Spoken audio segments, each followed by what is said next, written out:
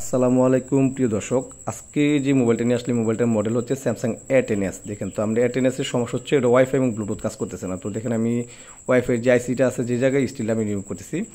এগুলো আসলে স্যামসাং সেটগুলো মূলত খুব বেশি যতগুলি মডেল হোক না কেন এগুলো কিন্তু খুব হার্ড হয় না। হ্যাঁ, খুব বেশি হার্ড হয় না ইয়েগুলো স্টিলগুলো।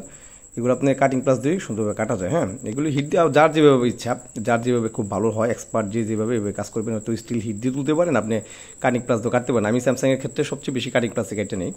তো দেখেন এই মোবাইলটার সমস্যা হচ্ছে মূলত ফার্স্ট টাইম যদি কোনো A10s আপনার ওয়াইফাইয়ের জন্য ব্লুটুথের জন্য কোনো সমস্যার জন্য আপনি মোবাইলটা খোলেন, তো অবশ্যই আপনাকে মনে রাখতে হবে যে এটা কখনই চেঞ্জ করা লাগে না। 99% ক্ষেত্রে যদি ফার্স্ট টাইম স্টিলটা রিমুভ করা হয়, ধরেন মোবাইলটা ফার্স্ট টাইম খুলছেন, স্টিলটা আপনি প্রথমে খুলছেন, তাহলে অবশ্যই আপনাকে এটা শুধু জাস্ট রিহিট করে দিলে হবে। হ্যাঁ, রিহিট করে দিয়ে জাস্ট আইসিটা পজিশন থেকে মানে চুল পরিমাণ একটু নাড়িয়ে আবার পজিশন মধ্যে বসিয়ে দিলে হবে। হ্যাঁ, জাস্ট এই কাজটা করলে কিন্তু A10s এর যে ব্লুটুথ এবং ওয়াইফাই যে সমস্যাটা এটা সমাধান হয়ে যায়।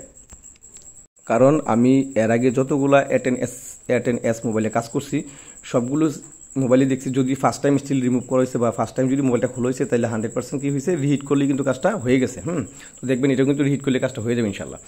তো যারা আমার ভিডিওগুলো কন্টিনিউ দেখেন তো অবশ্যই আপনারা ভালো ভালো কমেন্ট করবেন। আপনাদের কমেন্টে কিন্তু আমাকে নেক্সট ভিডিওগুলো বানানোর জন্য অনুপ্রেরণা জাগায়। তো ইতিমধ্যে আমি ভালো রেসপন্স পাচ্ছি, আমাকে কমেন্টে অনেকে আমাকে খুব বেশি প্রশ্ন করেন। তো আমি যতটুকু সম্ভব প্রশ্নগুলো উত্তর দেওয়ার চেষ্টা করি, কমেন্টের মাধ্যমে চেষ্টা করি উত্তর দেওয়ার জন্য। তো আর বলবো কি, দেখেন আইসির কাজগুলো যারা শিখতে চান, হ্যাঁ আইসির কাজগুলো অবশ্য যারা শিখতে চান তারা আমাদের সাথে কন্ট্যাক্ট করতে পারেন।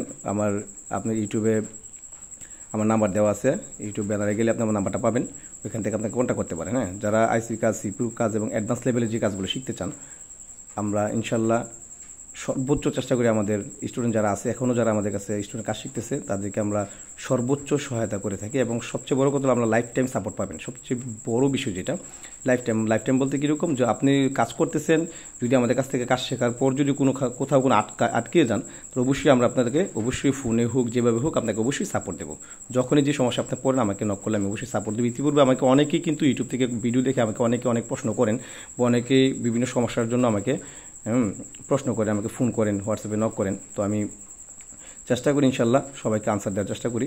তো আরেকটা বিষয় আমি বলে রাখবো, এখানে আপনার যখন ওয়াইফাই কানেক্ট করি, ওয়াইফাই কানেক্ট করার পর সময় কী হয়, ওয়াইফাইয়ের মধ্যে হোয়াট চিহ্ন আসে কেন, আমাদের যদি টাইম এবং ডেট ঠিক না থাকে এক্ষেত্রে কিন্তু আপনার ওয়াইফাই কাজ করবে না। কখনো যখনই কোনো মোবাইলে আইসি কাজ করি আমরা, যদি ওয়াইফাই কাজ করে থাকি, তখন দেখা যায় যদি আপনার টাইম এবং ডেট ঠিক না থাকে এক্ষেত্রে আপনার এই মোবাইলে অবশ্যই ওয়াইফাই কাজ করবে না। হ্যাঁ, আপনাকে অবশ্যই টাইম এবং ডেট ঠিক করতে হবে, এটা মনে রাখতে হবে।